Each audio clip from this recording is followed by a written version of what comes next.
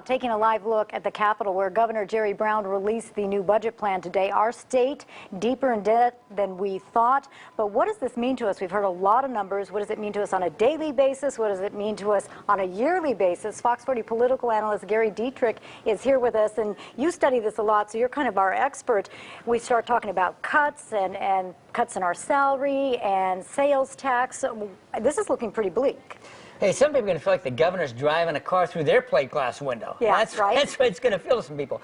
If you're a family that's got, college students in the family, if you're somebody that's got somebody on in-home supportive services, somebody who's disabled or frail elderly, you're going to feel these cuts. We're talking, first off, let's back up a step. $16 billion budget deficit, that doesn't get solved with nickels and dimes. No. So he's talking about $9 billion he wants people to vote in the fall, right, with the tax initiative.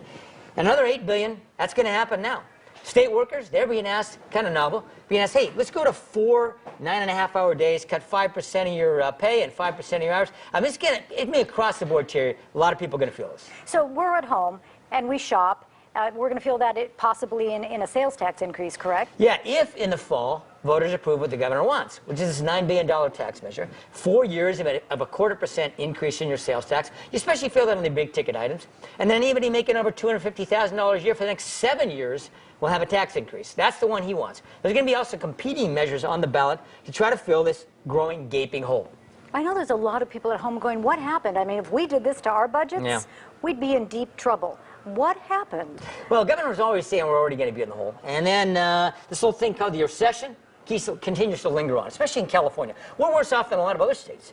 And so between costs that continue to go and go up, the problem is in a recession, some of your costs actually increase, right? I mean, some of the costs associated with people who aren't making a lot go up. So the hole's gotten bigger, the solutions have gotten smaller, and interestingly, even have Republicans now, Terry, saying, hey, let's not take it out on the backs of the vulnerable. Let's not make it a problem for just those people who are at the low end of the totem pole. Let's look at things like the high-speed rail thing, other types of stuff. So you're going to see a lot of rancor. They don't have very long to figure this out. New budget year starts in less than 2 months. And do you see this snowballing? I mean, a lot of times people hear this and they don't have jobs. You talked about the Great Recession. Yeah. Do you see people leaving California in droves and that causing more money issues? Yeah, we already know that net out migration in California has been bigger than it's been in a long time. And we're not having this big influx. The covered wagons aren't still pulling over the Sierra anymore. No, they're not. So, there's a lot of people who say, too, part of the argument on this tax deal is, hey, if you so-called tax the rich, right, you're going to drive some of these people out. So, the debates will continue, and this fall, people are going to have a chance to vote themselves on that state tax measure.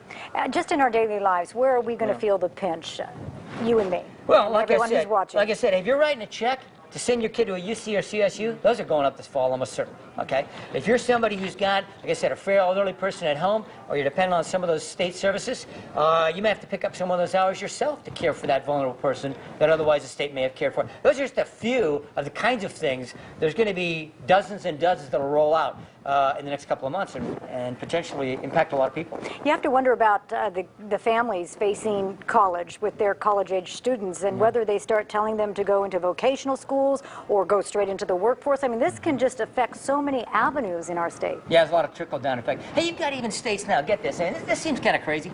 You have states now vying for out-of-state students to come in. Why? Because they get to pay out-of-state tuition. So, I mean, you don't want to start putting heads on the, dollars on the heads of college students, but that's actually what's happening in certain states where they say, hey, we want the out-of-state folks. They're bringing more bucks. Wow. Yeah. It's disappointing to see this, obviously. Well, it's challenging times. It has been for a while, and it's not going to go away anytime soon. We know that. And there's not a lot of finger pointing at this point?